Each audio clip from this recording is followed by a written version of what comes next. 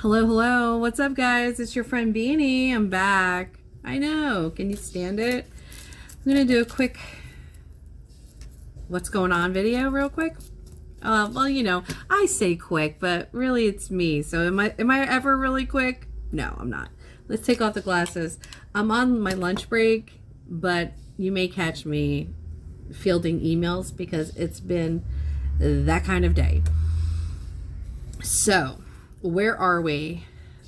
I go to Aspen tomorrow afternoon. It's a crappy time appointment, but that's the only appointment she gave me.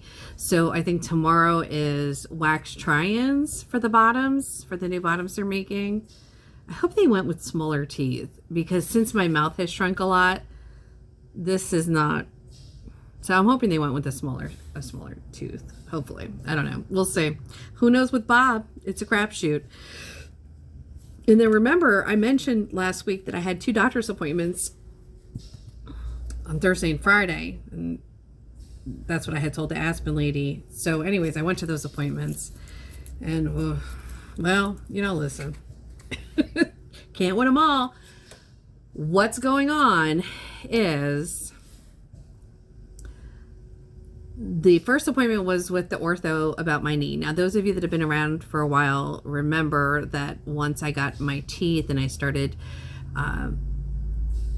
being more mindful of my health again, because I neglect, that's part of my, I don't want to call it my mental illness, but it's the way that my brain is set up. So with the anxiety and the depression, when I go through those cycles, I don't take care of myself. I'm very honest about that. You guys know that, and I always talk about that. I'm very transparent. There's nobody that can tell me what I do wrong with myself better than I tell myself. And I don't know if that's a good thing or a bad thing to be so introspective. But when I started trying to get my shit together, basically, and I started having knee issues, went to the ortho. He was a dick. He's gone now. He's at a different office. So good riddance. He had put me on diclofenac, and we were doing physical therapy and blah, blah, blah. And I was doing okay, doing well. I dropped a lot of weight, very short period of time. And then I kind of teetered off, and that happens. That's normal with weight loss, for a lot of people who have issues with staying healthy. You have those highs and you do really well, and then you taper off and you get lazy and you don't keep up the momentum, and then it's that seesaw. So but then I got the bilateral COVID pneumonia, and I got very sick, and the shock that my body went into from having the bilateral COVID pneumonia created additional issues for other health issues that I already had. And then also brought some health issues out that were probably festering in there. Anyways, I spent the last 2 years just kind of at home, dealing with that stuff. And it got in my head. I'm not even going to lie. I don't make excuses for a lot of things. I just, I'm going to just keep it real. So not only was I physically unwell, and I'm still physically unwell, but then it affected my mental health. I do have I don't want to say an unhealthy fear, but I guess they call it agoraphobia or whatever. I have developed an issue where I don't like to go out unnecessarily if I don't have to. Now, once I'm out, I'm okay. Well, that's not true. For the most part, it's a lot for me to just kind of get myself up and to want to go out. And it's just because nobody wears masks anymore. And I know there's still the debate whether masks are helpful or not helpful. I wear an N95. I don't want to get sick. That's just really the truth of the matter, is that I don't want to get sick. I don't even want a cold. And I know part of getting sick is good for you because then your body builds an immune system, but it was so difficult for me to take care of myself during that period of time that it puts a fear in me to have to go through it, to think I have to go through it again and go through it again alone, because I just don't know if I can do it. I mean, I'm sure if I had to, I would, but You know what I'm saying? Like you have like that PTSD fear that sits in your head. But anyway, so I became very sedentary. And then I'm also, medicated with different steroids and whatever. The weight that I lost, I gained it back. I'm exactly back to where I started. Maybe 5 pounds heavier. Is it 5 pounds? Maybe 7 pounds heavier than one. So this is really my heaviest I've ever been in my life. It's nothing to be proud of, believe me. I'm not one of these people. Listen, we're going to keep it real.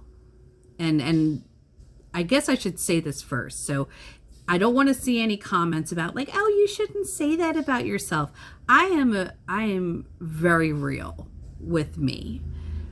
If I call myself fat, because I'm fat. And if I say I'm a heifer, like I don't say these as derogatory terms. I'm just keeping it real. I am not on board with the, oh, love yourself at any size. Like if you're kind of chubby, sure, love yourself. If you're this kind of chubby, no, you got bigger issues that you need to worry about, because this kind of chubby is going to kill you. It's going to kill you. 50 pounds or more. I mean, even for some people, depending on how big, like how tall you are, 40 pounds or more is going to kill you. This is going to kill me. So I'm not all about like, oh, just let your flubber hang out and it's great and just love yourself. No, there's nothing great about being fat. My life is extremely hindered now that I've gained back the weight that I had lost. And I wasn't even close to being where I needed to be, where I started 10 years ago. Like putting on shoes and making sure that my feet are hydrated because I'm diabetic. So we all know, like, I have to be careful when cutting my toenails and making sure that I don't get, fissures on my feet that get infected. Just life stuff is affected by being a fatty. Just saying. And if it hasn't caught up to you and you're fatty and you're younger, well, I got news for you. It catches. It comes. And I won't get on that tangent, but it's part of my tangent for today because I got a whole lot of shit going on, you guys. So the knee. And that's part of like why I avoid doctor's appointments. Like I have so many appointments I didn't go to in the last 2 months. Like I only went to the ones I absolutely had to, like my pulmonologist, my rheumatologist, endocrinologist. Like I only went to like the really important ones, because I always get that proverbial question, like, well, what are you doing about your weight? And somebody who hasn't been doing the right things for themselves, like that's the last thing you want to hear. Because it's not for any other reason than they're right, that you haven't been doing the right things. I know that. Like, I don't need nobody to tell me that, but I know that. But anyways, so here's the long and short. And with me, like, see, I'm so long-winded. We're 8 minutes in and I'm not even close to what I want to talk about. 3 years ago, they did, the labs or whatever, not the labs, the images or whatever. So I have retorn my meniscus on my left knee. That was already a repair from like 15 years ago.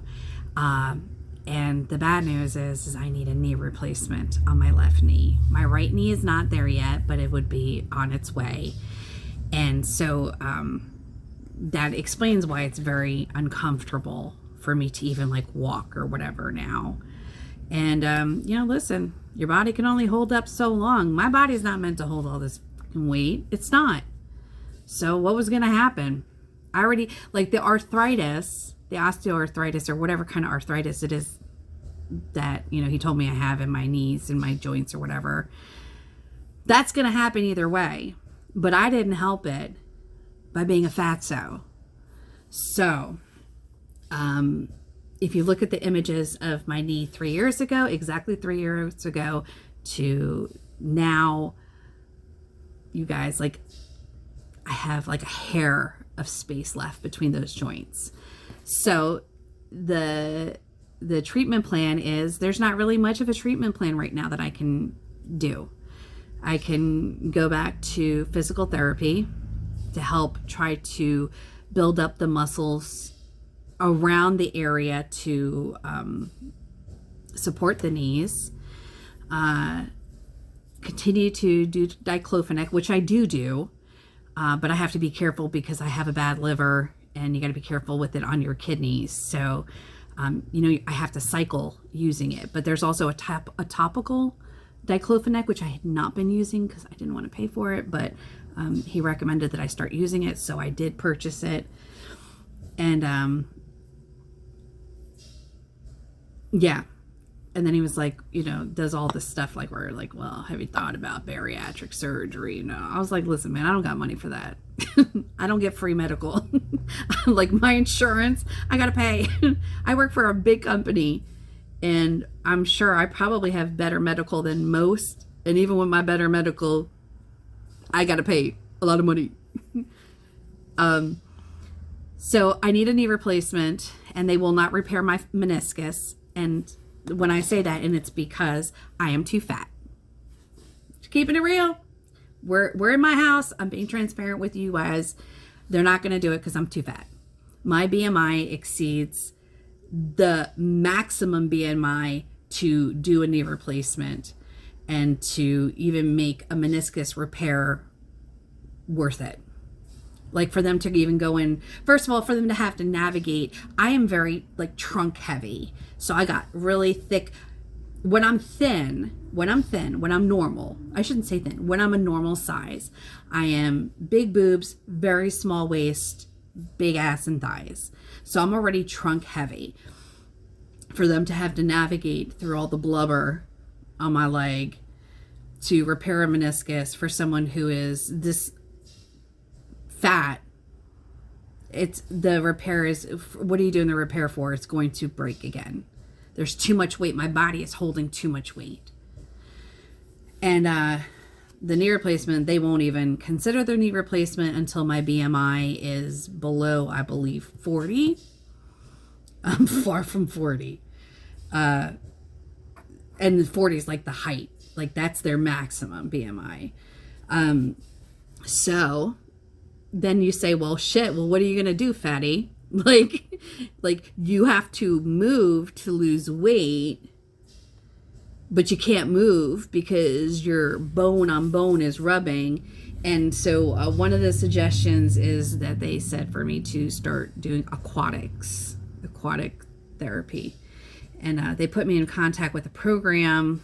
I should be hearing back from them in the next weeks or so to see if they will give me a discount to the Y. So the program, I have to pay like a certain amount of money for this program. And then, but then you also have to pay for the Y. I don't even own a bathing suit. Like, I guess I'd have to get like swim shorts or I don't even own swimwear. So I don't know how that's going to work. So that's that, right? So I've got this whole issue with, because listen, I'm an old lady, y'all. This is not going to get better for me. I'm only on the fast track to, like, what do they call it, where the old people go and because they can't move and stuff, like the rehab homes for the old people. Like, I'm on the fast track to that if I don't get like this addressed. Anyways, then my next appointment, the day after that, was to get because I have to get labs done a lot. So we were rechecking my diabetes and all this blah, blah, blah. So my labs have been coming in since the weekend and they don't look good. My cholesterol is the highest it's ever been. It is heart attack cholesterol. To me, it's heart attack cholesterol. My autoimmune block, there's immunoglobulin A, B, C, whatever. So all of my immune markers are all through the roof. My white blood count is through the roof. My neutrophil is through the roof. So I have a lot of inflammation. Oh, real quick. So back to the knee. So what they ended up doing in that office visit is they gave me 2 shots. One was like an immediate pain relief. And then one is like a long-term, probably like a cortisone type of situation. And I know, listen, everybody has their own opinions about that stuff. I think if you use them short-term, dealer's choice. I took the shots. because I can't waddle anywhere without extreme pain. So that's that. So now my blood works are coming in and they look like shit. I think this is, other than when I was hospitalized and those were different kinds of blood works, like this is the worst that just health wise that I've ever been in. Even at the same size, but 3 years ago, it's worse. So like the same weight, but 3 years ago, my cholesterol is worse.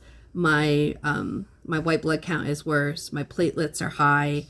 That's all part of autoimmune issues, underlying inflammation issues, stressor issues. So the long and short of it is, friends, your girl is having that scared straight moment again. So, and that's the crazy part about my anxiety and my depression. So if I have things that create an anxious response for me, a lot of times, remember what I talked about a few weeks ago, I withdraw, right? So if something becomes too stressful, too overwhelming, I withdraw. But there's also these times when, and this has also been throughout my life, where I will have an equally stressful type of situation, but I don't withdraw. I actually become a person of action. Don't ask me why my brain works like this. I would love to be consistently a person of action across the board, but that's not how my brain works. And I just have to work with my brain the best that I can with the tools that I have. So, I could literally sit here and pick apart my labs and look at, like, because LabCorp does like the timeline and you can see like I can sit there and do that and see the degradation of my health in the last 2 years and then say, well, you've been home for the last 2 years, you could have prevented some of this weight gain. Yeah, coulda, woulda, shoulda, right? Like I coulda, woulda, shoulda, all that stuff. It's too late. What's done is done. What's done is done. I can't undo what I didn't do for whatever reasons I didn't do it in the last 2 years. So I gotta do some shit. And so you're going to see me coming in and doing videos, and I am still talking about my crappy, listen, I got denture content that I'm ready to put out that we got to talk about because it has to do with the health too. But I will be making videos regarding my health in general. And again, these videos are to help me, but if it helps somebody else along the way to see somebody having to push themselves through a situation, then that's all I could hope for. Like if you get inspiration to make any kind of improvements in your own health and well-being, then so be it. But I'm going to be relying on doing these videos as part of my accountability, because quite frankly, I can't see myself. I don't know. My labs are not good. Like I said, if you took the same weight 2 years ago and look at the labs, my labs are worse. So that means that my body is she's on the strugs and I have to get my act together. So when I talked about that, I was, still within a depressive state. I am still in a depressive state, but I have to do things. Like I have to do things. Time is of the essence, honestly. So I go back, I think like in 3 weeks. Like that's how soon they want me back. First, I don't know, for both of them or one of them. And they want to put me on new medicines on top of all the medicines I'm already on because of like now this cholesterol issue and shit like that. And first of all, financially, I just don't want to have to pay for more meds. And I don't know. So we're going to just be doing things. And so I'll be coming in and, whether you watch those videos or don't watch those videos, I mean, I hope you would. I mean, I would just love the support. Just give me a little thumbsy. Just give me a little smile emoji. Let me know that you were there. Because I got some serious shit going on. That could potentially, if I don't get like this inflammation, like that's how cancers and shit start. When you have underlying health issues that are not abated, and it only takes that one thing for a cancer cell to activate, and that puts a huge fear in me too. But anyhow, there's 20 minutes of me just letting you know, like, I got some drama going on. I got some drama. I'm a little anxious about all of it, but I'm focused and motivated. Sometimes I think you need to hear like the bad news. You need to have like the real, like, in your face, like, this is what's going on, dum-dum. And for those of you that are chubbos like me, listen, your blood works may be coming back great. You may have a lifelong of your blood works being great. And it only takes that one thing for where your body just says, hey, I can't keep up. And then there's, you know, people that are skinny, they're physically skinny, but their health is still not good. Like their cholesterol is still high.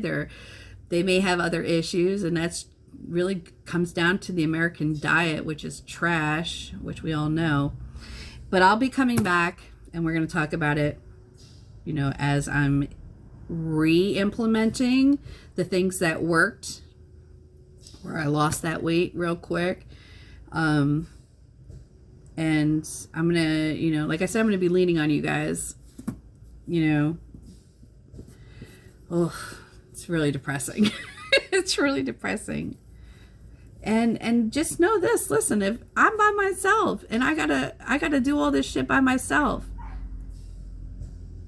So if I can do it, or, you know, if I can at least attempt to do it, then just know that if you got shit going on, then you can do it too. But anyhow, that's it. I will tag in tomorrow after my Aspen visit, let you know how that goes. And I, again, I'm going to be back talking about some dental issues, because, you know, taking care of our health is not just about losing weight and eating well. It's about all the things that we should be doing that sometimes we don't do. Hope each and every one of you is well. Thanks for sticking in here and listening to your old friend Beanie get some stuff off her chest. And I'll talk to y'all soon.